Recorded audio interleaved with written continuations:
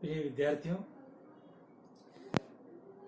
आज हम राजनीतिक भूगोल के अंतर्गत सीमा संबंधी दृष्टिकोण के विचार को आगे बढ़ाते हुए आगे के बिंदुओं पर विचार करेंगे। कल हमने सीमा संबंधी दृष्टिकोण में हुए परिवर्तनों के अंतर्गत आदिम दृष्टिकोण और एशिया में प्रचलित सीमा संबंधी दृष्टिकोण पर विस्तार से चर्चा की थी। अब आज हम रोमन सीमा संबंधी दृष्टिकोण, मध्ययुगीन यूरोप में सीमा संबंधी दृष्टिकोण, राष्ट्रीयता एवं सीमा संबंधी दृष्टिकोण एवं रेखात्मक सीमा संबंधी दृष्टिकोण पर विचार करेंगे। देखिए, कल हमने देखा था कि किस प्रकार आदिम काल से लेकर सीमाओं के निर्धारण को लेकर और उनको सुरक्षित करने को लेकर क्या क्या परिवर्तन हुए।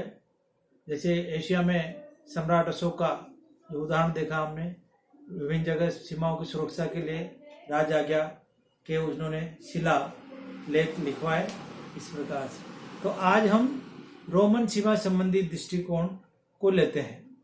देखिए, रोमन का भी चीन के समान कोई निश्चित सीमा संबंधी विचार नहीं था, अपितु अन्य क्षेत्रों के निवासियों, जिनको वो जंगली कहते थे, से अलग करने वाले क्षेत्र की ही सीमा को मानते थे। मतलब रोमन जो साम्राज्य था वो भी ये मानते थे, रोमन लोग भी, कि जो बाहरी लोग हैं वो एक तरीके से जंगली लोग हैं और उनसे वो अलग थलग करने के लिए, और जो वहाँ जंगली लोगों की जो क्षेत्र की सीमा थी वहाँ तक ही वो अपनी सीमाओं को इस तरह से मानते थे।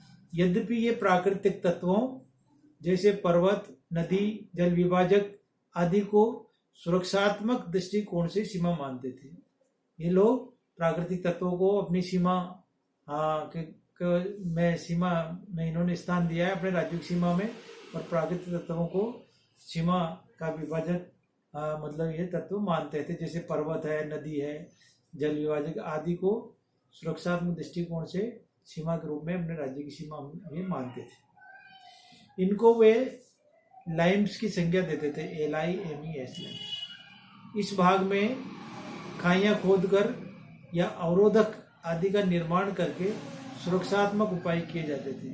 प्राचीन काल में रोमन साम्राज्य में जो जहाँ तक ये अपने राज्य की सीमा मानते थे, वहाँ सीमावर्ती क्षेत्र में खाइयां खोदकर या विभिन्न प्रकार के अवरोधक बनाकर ये अपने राज्य की सीमा बनाते थे। तो इस प्रकार से ये रोमन में भी, मतलब जैसे चाइना की तरह ही कोई निश्चित सीमा संबंधी विचार नहीं था, किंतु फिर भी बाहरी लोगों के, जिनको ये जंगली मानते थे, उनके क्षेत्र की सीमा को मानते हुए और प्राकृतिक तत्वों को आधार मानते हुए सीमाओं का विचार रोमन साम्राज्य में स्थापित था। अब लेते हैं हम मध्ययुगीन यूरोप में सीमा संबंधी दृष्टिकोण। देखिए, इस समय यूरोप में सामंती काल था, सामंतवाद था, जबकि छोटे छोटे क्षेत्रों पर अलग अलग राजाओं या धार्मिक लोगों का प्रभुत्व था। तो इस काल में नदियों का उपयोग अधिकता से सीमा के रूप में किया गया। मतलब जो मध्य युग में यूरोप में जो थे, छोटे छोटे सामंतकालीन राजा थे, छोटे छोटे उनके राज्य थे, और कुछ जगह पर धार्मिक लोगों का प्रभुत्व था। तो वे इस काल में नदियों का, जहाँ जहाँ नदियाँ बहती थी, तो उसको एक सीमा के रूप में उन्होंने अपने राज्य को सीमांकित किया। इस युग की प्रमुख विशेषता रही छोटे छोटे राज्यों का विकास, जिनमें आपसी विवाद एवं युद्ध होते रहते थे। तो इस युग में राज्यों का आकार बहुत छोटा छोटा था और वो आपस में युद्ध करते रहते थे, आपस में विवाद करते रहते थे, लड़ते रहते थे। तो एक राज्य को जीत कर दूसरे राज्य में मिला लेना, विस्तारवाद की नीति को बल देना, और इस प्रकार से सीमाओं को लेकर और युद्ध होते रहते थे। इस प्रकार का ये विचार मध्ययुगीन यूरोप में था। अब लेते हैं राष्ट्रीयता एवं सीमा संबंधी दृष्टिकोण। मध्य युग के पश्चात जैसे ही राष्ट्र या राज्य के जन्म के साथ ही सीमाओं की प्रकृति में भी परिवर्तन आया। जो सीमा सामंतवाद था सामंतकालीन जो समय था उसके पश्चात राष्ट्रवाद की विचारधारा का विकास हुआ, राष्ट्रवाद पनपने लगा यूरोप के देशों में भी, पश्चिमी देशों में भी। तो इस प्रकार से सीमाओं की प्रकृति में परिवर्तन आया, क्योंकि इससे पूर्व राज्य मात्र एक व्यक्ति की संपत्ति थी। कोई राजा या कोई ऐसा शासक ही उस राज्य का मालिक हुआ करता था। इसके पश्चात पब्लिक में राष्ट्रवाद पनपा, तो जैसे राष्ट्रीयता राज्य का आधार बनने लगी तो ये मांग प्रारंभ हुई कि सीमाओं का निर्धारण सूक्ष्मता से किया जाए। इसके पश्चात अनेक सीमाओं का निर्धारण क्षेत्र के सांस्कृतिक स्वरूप तथा राष्ट्रीयता के आधार पर किया गया। सीमा के रेखात्मक स्वरूप का विकास हुआ। समान राष्ट्रीयता एवं सांस्कृतिक स्वरूप को आधार मानकर उन सीमाओं को सर्वोत्तम माना गया जो समान राष्ट्रीयता से संबंधित मनुष्यों को संयुक्त करती है। यद्यपि आज भी अनेक इस प्रकार की सीमाएं हैं जो समान राष्ट्रीयता के प्रवर्तकों को विभक्त करती है। तो मध्य युग के बाद में राष्ट्रीयता और राष्ट्रीय राज्य के रूप में विचार पनपा। तो राष्ट्रीयता के आधार पर सीमाओं का सूक्ष्मता से निर्धारण किया जाने लगा और एक सांस्कृतिक स्वरूप या एक राष्ट्रीयता के आधार पर उन सीमाओं को सीमांकित किया गया।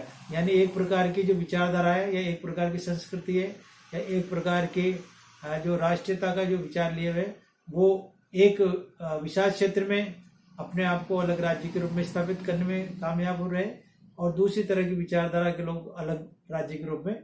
तो उन्होंने अपने सीमाओं को सुरक्षित ही नहीं किया बल्कि उनको स्पष्ट रूप से अंकित करने का भी कार्य किया। तो राष्ट्रीयता के दृष्टिकोण से भी सीमाओं के निर्धारण में या सीमा संबंधी जो विचार है उनमें मध्य युग के बाद में काफी परिवर्तन देखा गया है।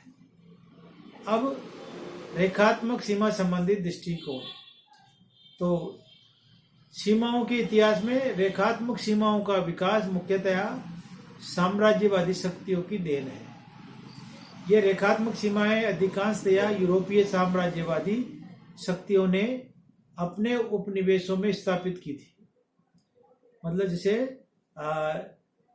साम्राज्यवादी शक्तियों ने अपने साम्राज्यों को विस्तृत करने के लिए और उनको सुदृढ़ करने के लिए रेखात्मक सीमाओं का विचार उनके द्वारा विकसित किया गया, और यूरोपीय साम्राज्यवादी शक्तियों ने अपने उपनिवेशों को स्थापित करने में इन रेखात्मक सीमाओं का उपयोग किया।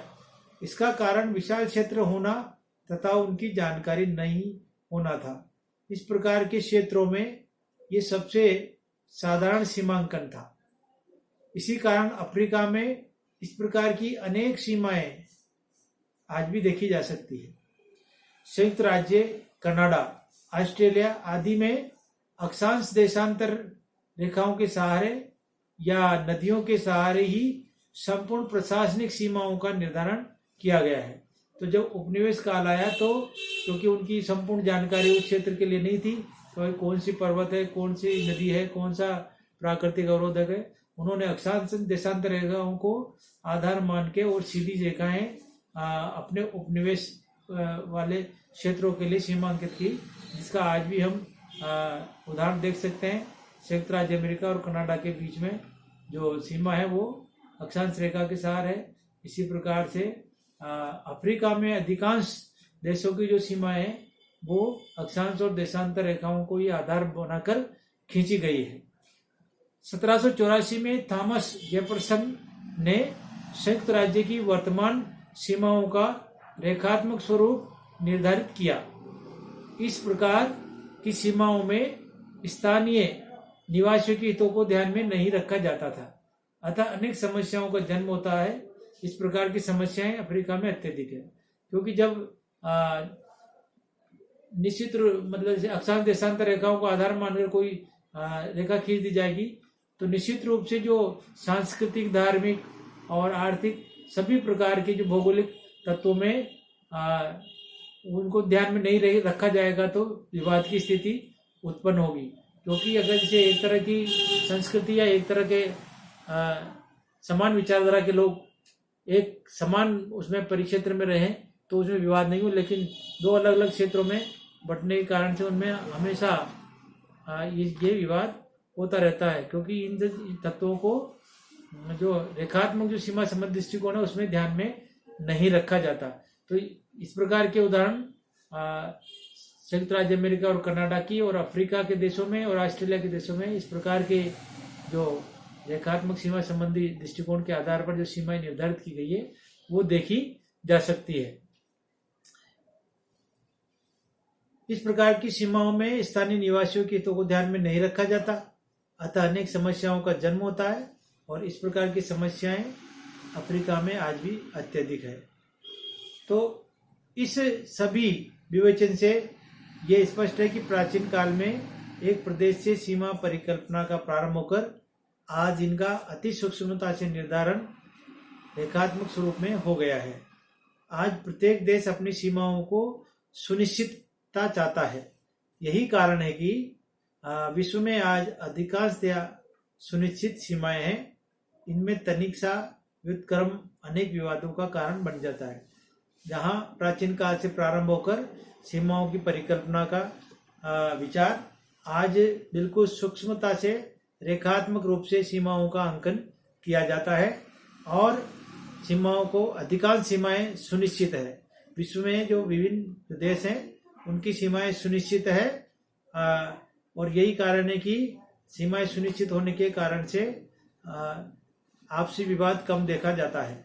लेकिन जहां पर राज्यों की सीमाएं या देश की सीमाएं सुनिश्चित नहीं है और वैसे ही आपसी विचार के द्वारा या वैसे ही निर्धारित की गई, वहां पर आज भी विवाद होते रहते हैं और विभिन्न देशों में युद्ध का कारण बनते हैं।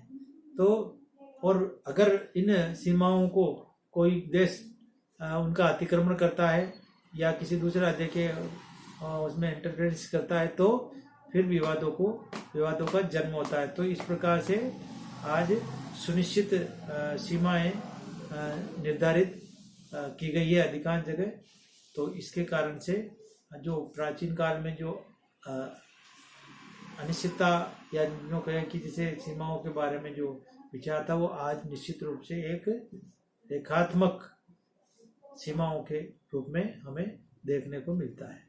तो ये था सीमाओं संबंधी दृष्टिकोण में हुए परिवर्तनों का अध्ययन। आशा है आप लोगों को इस वीडियो के माध्यम से, इस व्याख्यान के माध्यम से राजनीतिक भूगोल के विद्यार्थियों को लाभ होगा।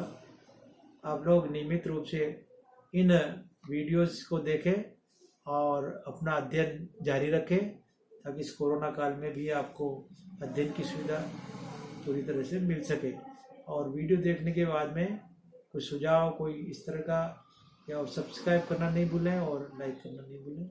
धन्यवाद।